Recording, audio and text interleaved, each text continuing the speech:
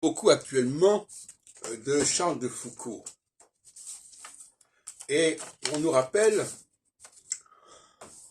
qu'il a produit un vocabulaire français touareg.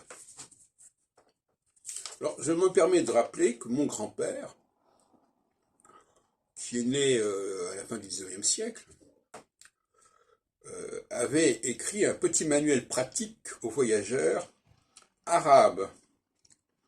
Felala, Banou, Aoussa, Bambara, Sahara, Bakarman. Je suis. Idiome, c'est le langage du Tchad. Voilà. Je voudrais quand même rendre hommage à mon grand-père Edmond Carcassonne, né à Marseille, qui est juif et qui a vécu en partie en Argentine d'ailleurs, où ma mère est née. Mais voilà, donc il fait partie de cette épopée qui est actuellement célébrée à la Bibliothèque nationale, puisqu'il y a une grande exposition très réussie sur les voyageurs, et je vous conseille vivement d'y aller. D'ailleurs, c'est daté de 1918. Alors, vous voyez où il a fait même un dessin avec des cases. C'était un travail manuscrit qui n'a pas été publié à ma connaissance.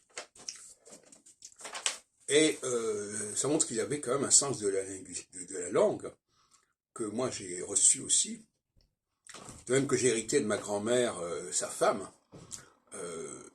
le goût de la publication, puisqu'elle est l'autrice d'une série d'ouvrages dont certains sont d'ailleurs couronnés par l'Académie française, comme le Pré des Oliviers, parce qu'elle était aussi provençale. Je suis du côté de ma grand-mère maternelle et de mon grand-père maternel, ce sont des Provençaux. Bon, d'adoption pour certains, pour ma grand-mère, puisque son père était d'origine lettonienne, russo-lettonienne, et d'ailleurs j'ai retrouvé le certificat de naturalisation. Mais du côté de mon grand-père maternel, ce sont des juifs du pape, et ça pourrait remonter à plusieurs siècles en arrière. En précisant tout de même que le comtat vénessin ne faisait pas partie du royaume de France.